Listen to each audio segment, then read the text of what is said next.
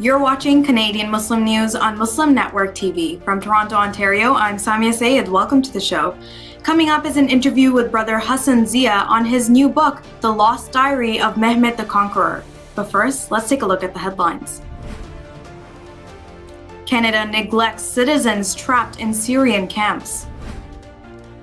First Nations discuss missing children in unmarked burials. New book argues connectedness a basic human right. Palestinians mourn teen killed by Israeli army. And now the details. The federal government says that it is not obliged under international human rights law to facilitate the return of its citizens detained in northern Syria. Instead, Ottawa says the duty of respecting international treaties lies with the country holding the citizens captive.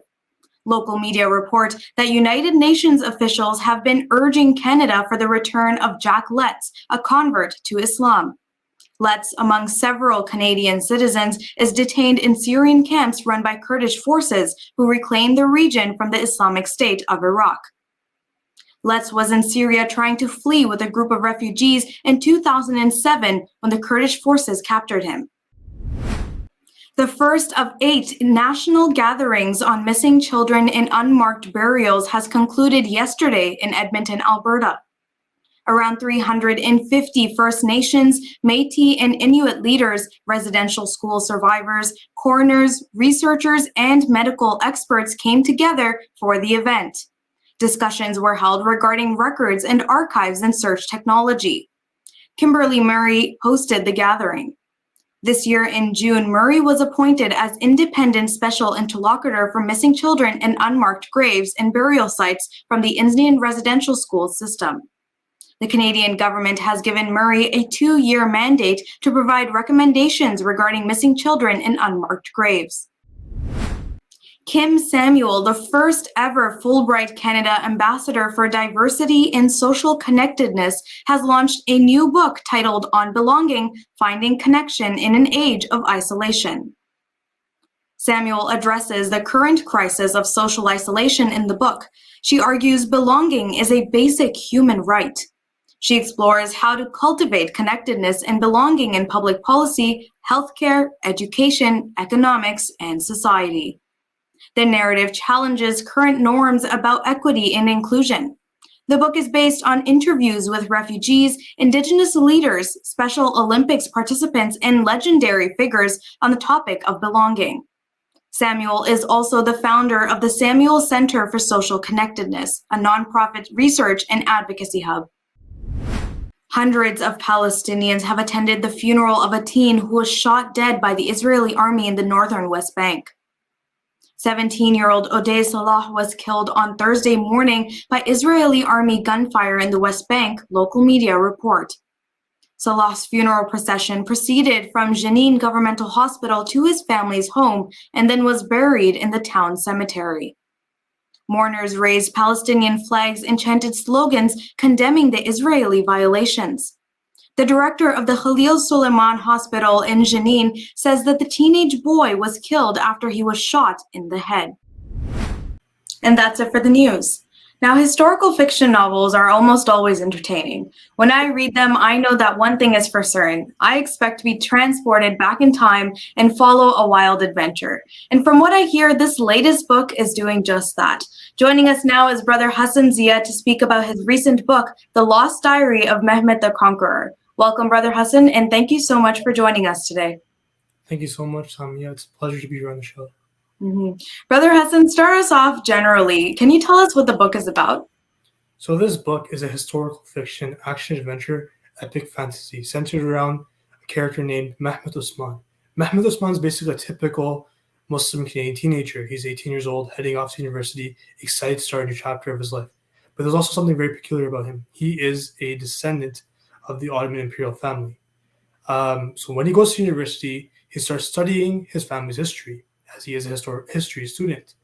And when he discovers a text that belongs to Fatih Mehmet, Sultan Mehmet the Conqueror, he opens it and reads from the diary. As soon as he reads the ancient text, him and his friends are transported to the past, where they must fight against time to return home as the looming battle for Istanbul, Constantinople, fast approaches. Mhm. Now, I didn't get a chance yet to go through the book myself, but I definitely plan to. But when I was going over some reviews, many people said they found it an enjoyable read because they could relate to the character. Why do you think that is? For me, I wrote this book for it to be relatable for the Canadian Muslim youth today, right? While they're going back in time, the main characters of this book, Mehmet Hamdan, Jacob, and Sally, they're all teenagers living in coming from the present and going to the past.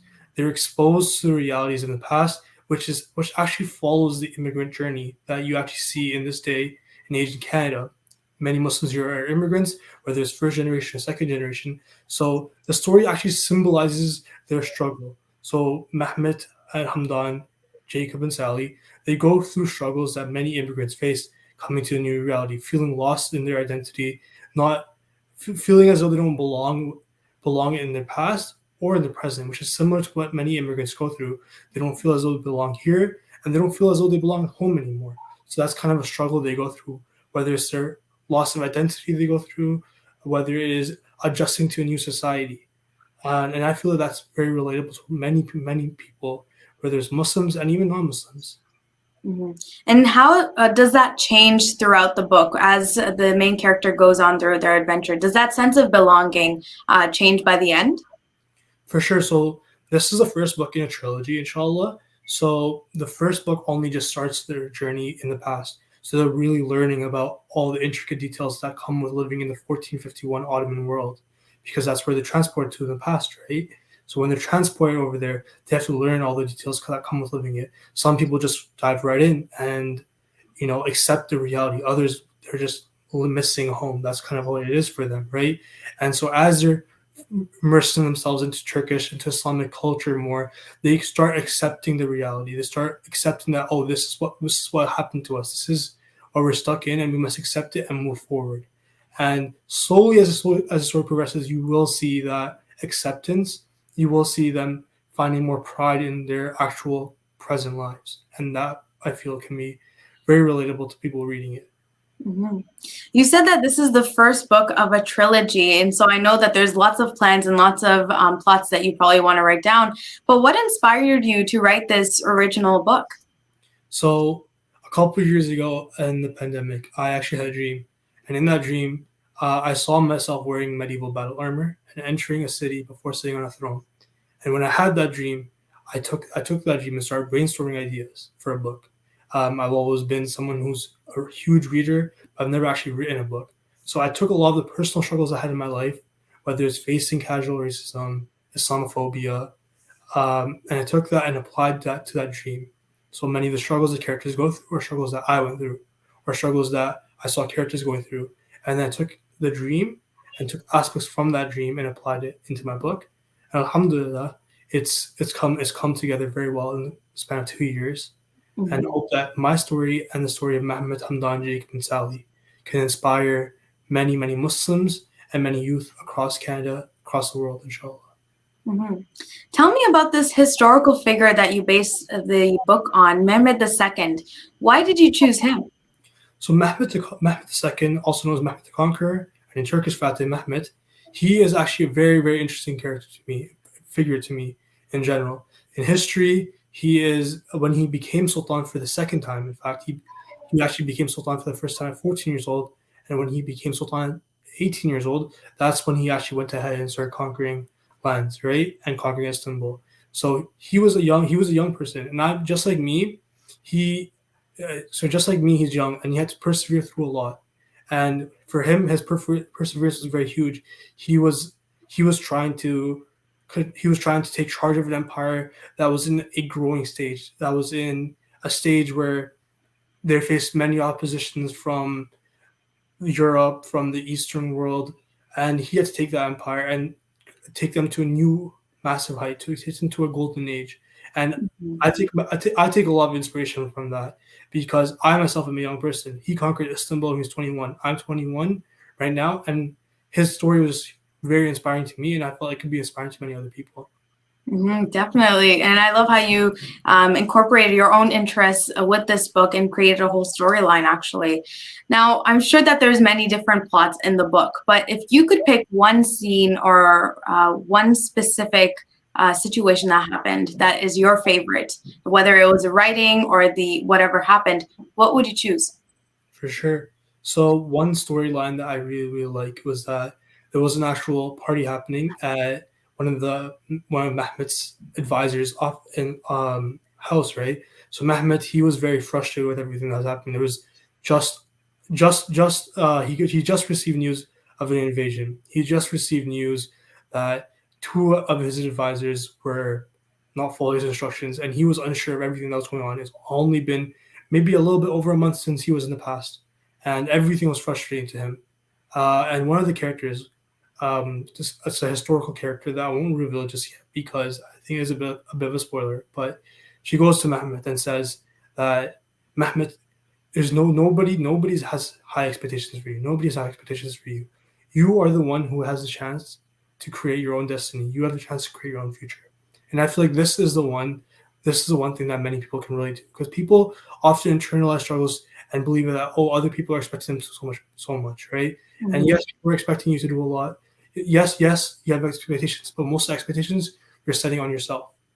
And once you let go of the expectation that others are expecting from you, and you start expecting it from yourself to do good, and you understand yourself, you can thrive in society. And I feel like that's something that's It's translated into larger message that definitely resonates with the readers. Now, you already confirmed that this is the first book of a trilogy, so there definitely will be a sequel. Can you give us a hint or maybe even spoiler of when we can expect to see that sequel? no problem. The goal for that sequel is to release in 2024 around the beginning of summer. So that's really the goal from that second book. I also am working on another book which is not part of this series, and that will actually be focused on Islamic Spain. So that's what interesting. Look an eye out for it next year, inshallah. Well, thank you so much for your time today, Brother HASAN. It was a pleasure to have you on the show. Yeah, no problem. Thank you so much for having me. You were watching Canadian Muslim News on Muslim Network TV. That's it from our Toronto studios tonight. Make sure to like, share, and subscribe to our channel for more Canadian Muslim content. Stay safe, and until next time.